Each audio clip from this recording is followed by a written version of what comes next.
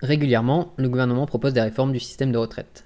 Nous devrons engager, dès que les conditions sanitaires seront réunies, la réforme des retraites. Sont-elles nécessaires, utiles et légitimes? Voyons cela ensemble.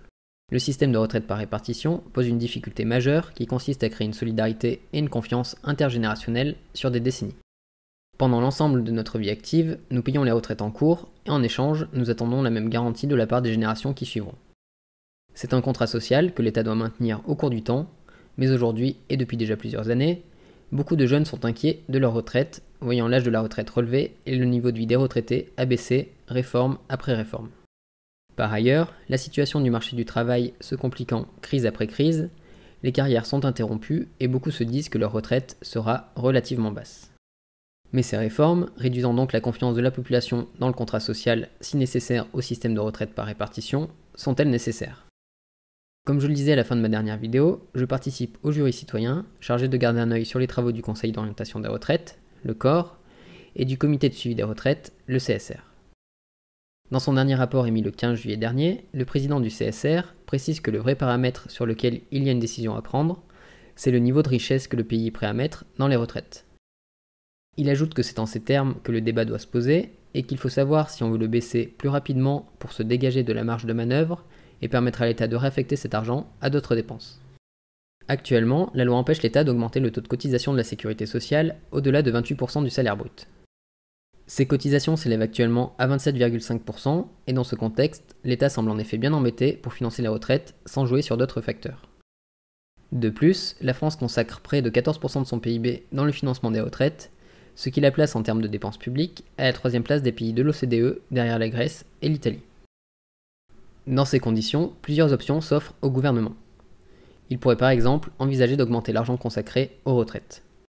La première option serait alors de changer la loi pour permettre d'augmenter le plafond de cotisation au-delà de 28%. Cela mérite débat, mais en soi, rien n'empêcherait le gouvernement d'envisager cette piste.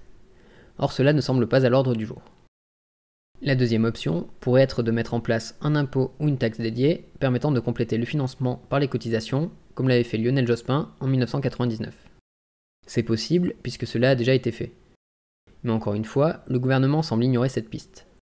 Cela voudrait dire augmenter la part du PIB investi dans les retraites, et cela irait à l'encontre des prérogatives de l'Union européenne et des marchés financiers internationaux, qui, soyons clairs, sont ceux qui ont véritablement la main sur les choix économiques de la France, le président de la République et le gouvernement passant simplement leur temps à se soumettre à leurs impératifs. Donc l'augmentation des recettes consacrées au financement des retraites ne semble pas être une option. Pourtant, je me permets de faire remarquer que depuis 1980, les recettes de l'État ont baissé de 4 points de PIB.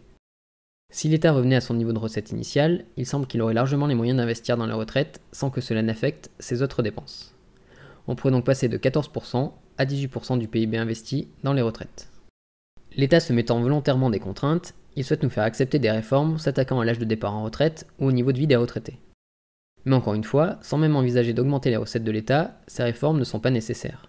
En effet, d'après le CSR, si l'on décidait de maintenir un niveau de dépenses à 13,5% du PIB, les mesures prises par le passé permettraient de maintenir le cap sans demander trop d'efforts pour les 50 ans à venir.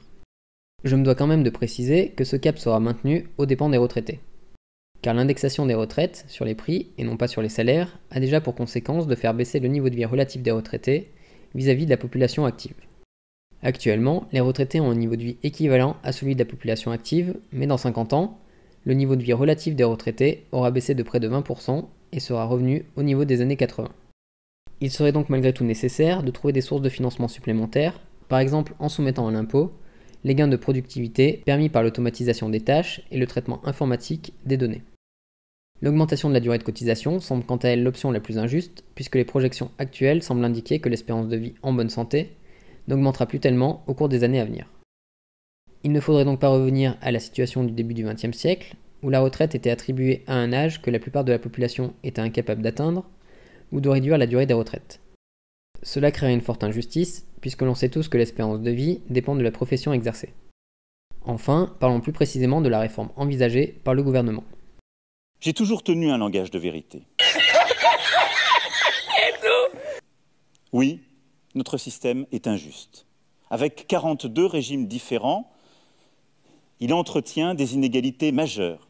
Et il faudra aller vers plus de simplicité pour plus de justice. Et donc les régimes spéciaux devront être supprimés pour les nouveaux employés dans ces secteurs. Oui, parce que nous vivons plus longtemps, il nous faudra travailler plus longtemps et partir à la retraite plus tard. Celui-ci envisage de mettre en place un système fonctionnant avec un cumul de points, soi-disant pour uniformiser le régime des retraites. Mais je rappelle que le but sera à terme de faire des économies.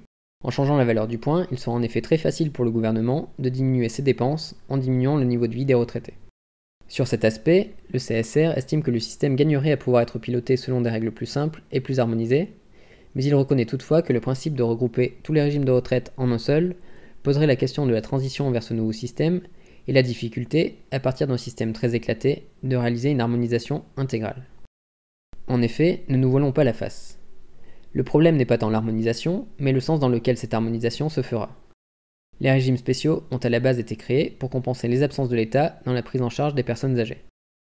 Les différents secteurs concernés ont donc lutté durement pour bâtir leur caisse de retraite et ne souhaitent pas, à juste titre, perdre les bénéfices dont ils disposent. Les réformes précédentes ayant eu tendance à faire perdre les acquis obtenus, par exemple de la fonction publique vis-à-vis du privé, il semble peu probable que cette harmonisation se fasse par le haut. Par ailleurs, quand on voit les exceptions dont disposent certaines professions, comme les forces de l'ordre vis-à-vis du pass sanitaire, je pense pouvoir dire sans trop m'avancer que des privilèges risquent d'être conservés par une minorité de la population et que le régime de retraite universel sera à deux vitesses. Je ne vois pas par exemple les parlementaires remettre en cause les privilèges dont ils disposent, c'est-à-dire l'accès à une retraite pleine après 25 ans, ou même le président de la République qui dispose d'une retraite à vie après un seul mandat. La question n'est donc pas tant d'uniformiser pour que tout le monde dispose des mêmes retraites, mais de mettre en place des critères d'évaluation plus lisibles, permettant de comprendre les spécificités de chaque régime, comme par exemple la pénibilité donnant un droit d'accès précoce à la retraite.